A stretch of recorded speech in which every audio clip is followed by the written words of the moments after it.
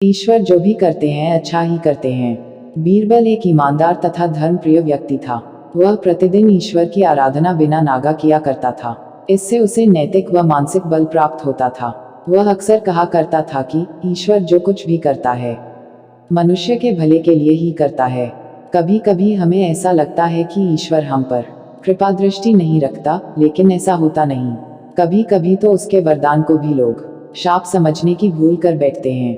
वह हमको थोड़ी पीड़ा इसलिए देता है ताकि बड़ी पीड़ा से बच सकें। एक दरबारी को बीरबल की ऐसी बातें पसंद न आती थी। एक दिन वही दरबारी दरबार में बीरबल को संबोधित करता हुआ बोला, देखो ईश्वर ने मेरे साथ क्या किया। कल शाम को जब मैं जानवरों के लिए चारा काट रहा था तो अचानक मेरी छोटी उंगली कट गई। क्या अब भी तुम यही कहोगे कि ईश्वर ने मेरे लिए यह अच्छा किया है? कुछ देर चुप रहने के बाद बोला बीरबल, मेरा अब भी यही विश्वास है, क्योंकि ईश्वर जो कुछ भी करता है मनुष्य के भले के लिए ही करता है। सुनकर वह दरबारी नाराज हो गया कि मेरी तो उंगली कट गई और बीरबल को इसमें भी अच्छाई नजर आ रही है। मेरी पीड़ा तो जैसे कुछ भी नहीं। कुछ अन्य दरबारियों ने भी उसके सुर में सुर मिलाया। तभी बीच में हस्तक्षेप करते हुए बादशाह अकबर बोले, बीरबल हम भी अल्लाह पर भरोसा रखते हैं, लेकिन यहाँ तुम्हारी बात से सहमत नहीं। इस दरबारी के मामले में ऐसी कोई बात नहीं दिखाई देती जिसके लिए उसकी तारीफ की जाए। बीरबल मुस्कुराता हुआ बोला, ठीक है जहाँ पनाह, समय ही बताएगा। अब 3 महीने बीत चुके थे।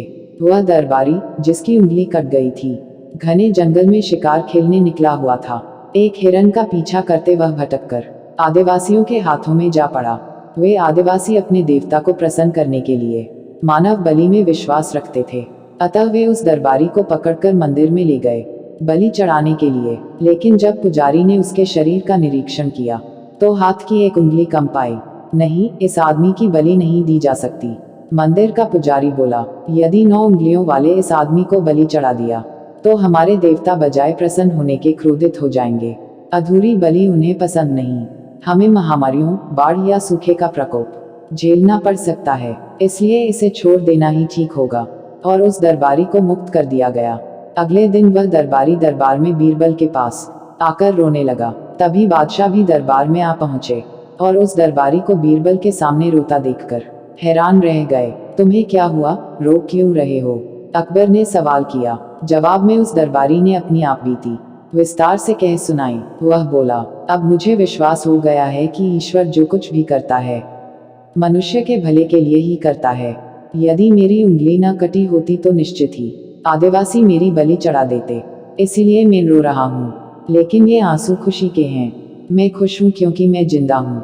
बीरबल के ईश्वर पर विश्वास को संदेह की दृष्टि से देखना मेरी भूल थी। अकबर ने मंद मंद मुस्कुराते हुए दरबारियों की ओर देखा जो सिर झुकाए चुपचाप खड़े थे।